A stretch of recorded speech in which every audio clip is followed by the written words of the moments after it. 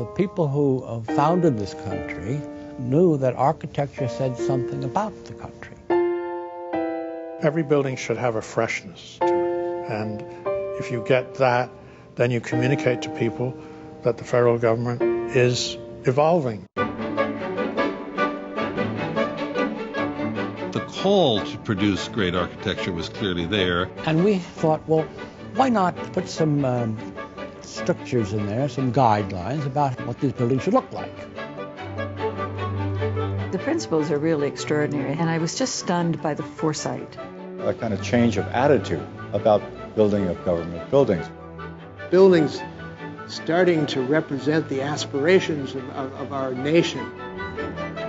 It was our turn to express what we thought justice was. These buildings are here to serve people. It's come out as a very American expression. Making public architecture on the cutting edge. That's what I think art should be. I remember him once saying, 100 years from now, what people will know about our civilization is what we've built. The design of public buildings is part of the structure of a democracy.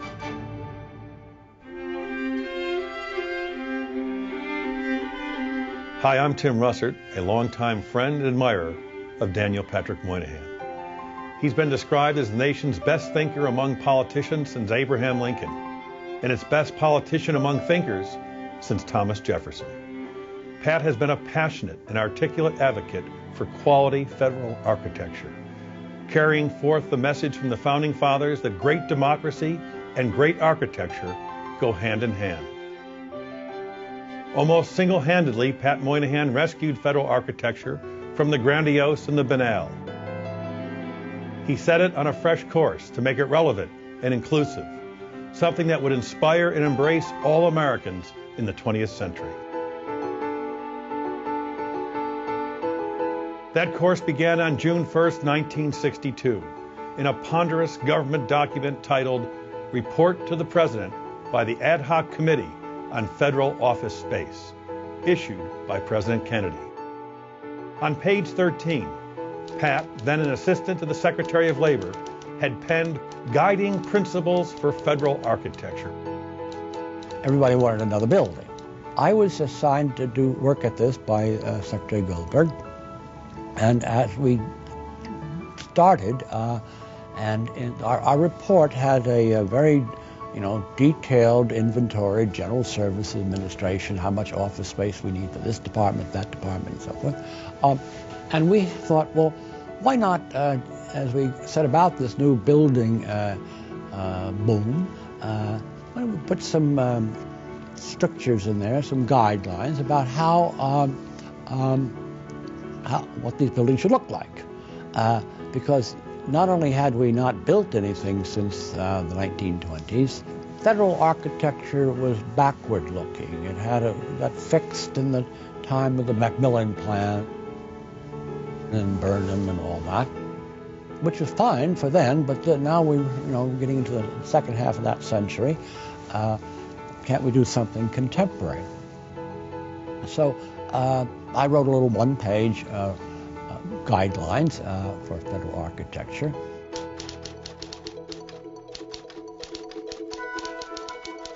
The guiding principle specifically stated that the policy shall be to provide facilities in an architectural style and form which is distinguished and reflects the dignity, enterprise, vigor, and stability of the American national government. That major emphasis should be placed on the choice of designs that embody the finest contemporary American architectural thought. And where appropriate, fine art should be incorporated in the designs with an emphasis on the work of living American artists. They asserted that the development of an official style must be avoided. Design must flow from the architectural profession to the government. Special attention should be paid to the general ensemble of streets and public places of which federal buildings will form a part. And where possible, buildings should be located so as to permit a generous development of landscape.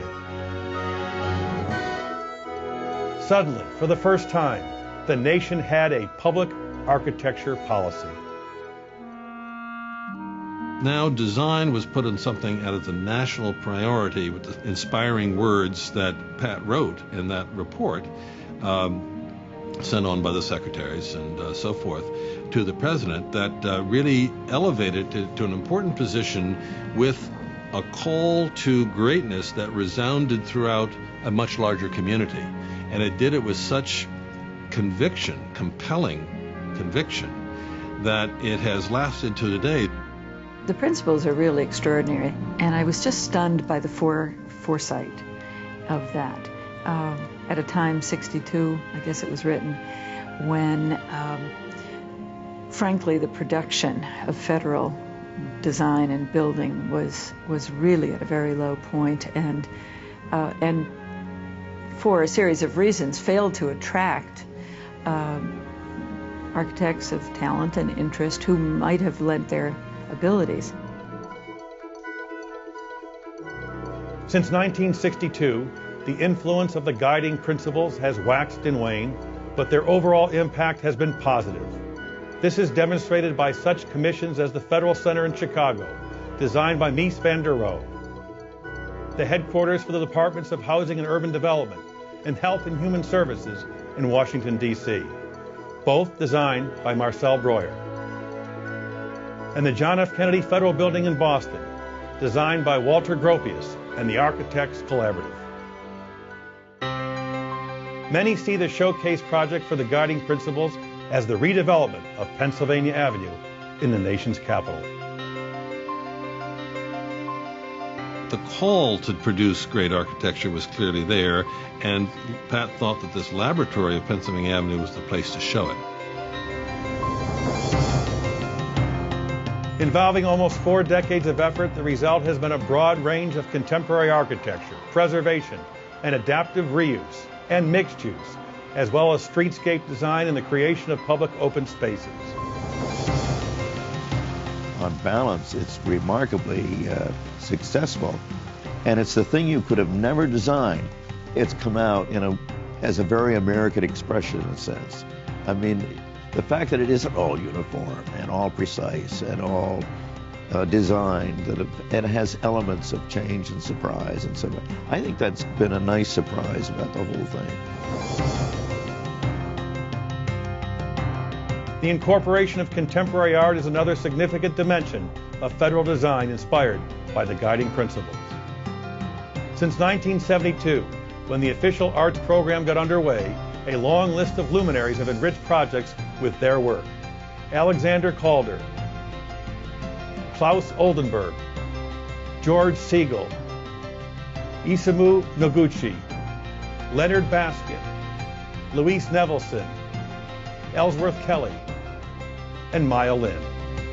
To me, art and architecture should be embryonic at the beginning of the process, and it shouldn't be picking a work of art, but it should be picking an artist that you respect, with whom you can really waltz together. I think the most effective relationship between art and architecture is where the artist is not seeing the building or the host object as a container for some work, but is willing to work his or her vision into the fabric of the building. So in our time, you have someone like Richard Haas, who's really made a career out of working in an architectural setting, and we've worked with him in Beckley. Andrew Lester did a very compatible and architecturally anchored piece in Youngstown. Richard Meyer building with Carpenter. That's what I think art should be. Whether it's a Thomas Jefferson or a Pat Moynihan, champions have and always will play an important role in promoting excellence in federal architecture. Ideally, however, the goal is simply to make quality the norm. That is the objective of the GSA Design Excellence Program. Established in 1994 to transform the guiding principles into a permanent reality, this initiative mandated a process where an architect's portfolio and design philosophy are the key criteria in selecting designers for GSA commissions rather than providing quantitative information. It is a shift that has attracted a broad range of talent.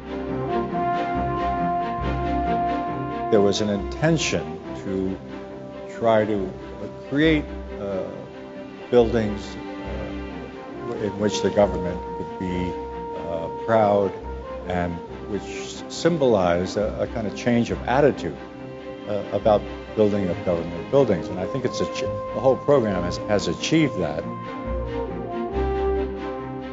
I'm extremely proud of the achievements that we've been able to make, and I'm sure that many other architects must feel the same. This whole idea of making public architecture not only symbolic, but also on the cutting edge, as it were, in terms of design philosophy, was a unique event.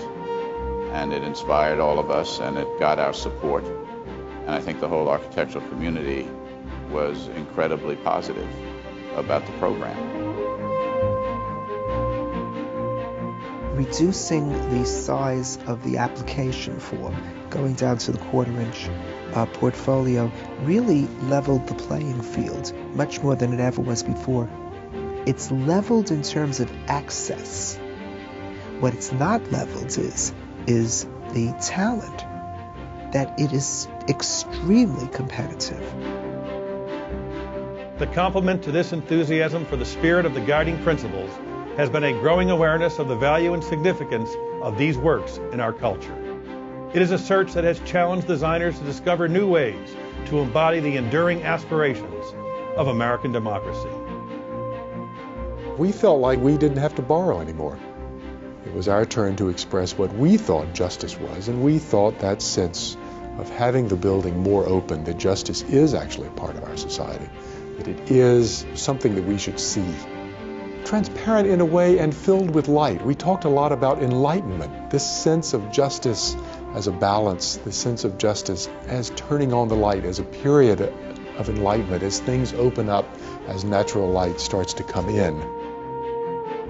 Every building should have a freshness to it. And if you get that, then you communicate to people that the federal government is evolving, just as the system of justice is evolving, and that it's responsive.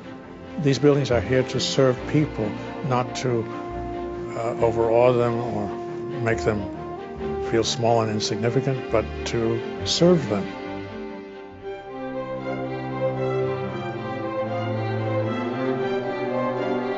Today we celebrate the 40th anniversary of the guiding principles and the man who articulated those principles. Their impact has been enormous.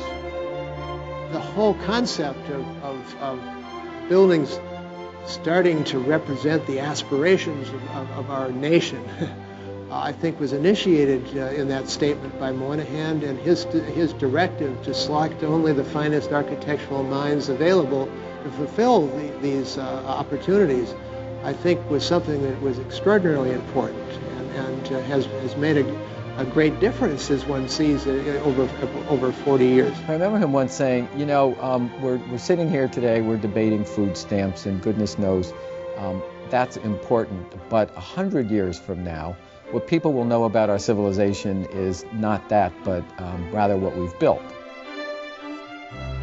Writing about federal architecture, Pat noted that it should be our objective to meet the test of Pericles' evocation to the Athenians.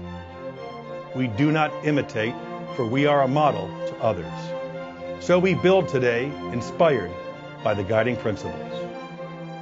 Oh, they're like the Declaration of Independence. You can't revise them. They are so basic and so right and everything. I mean, they're talking about embodying the best of American culture, and you can't do much better than that.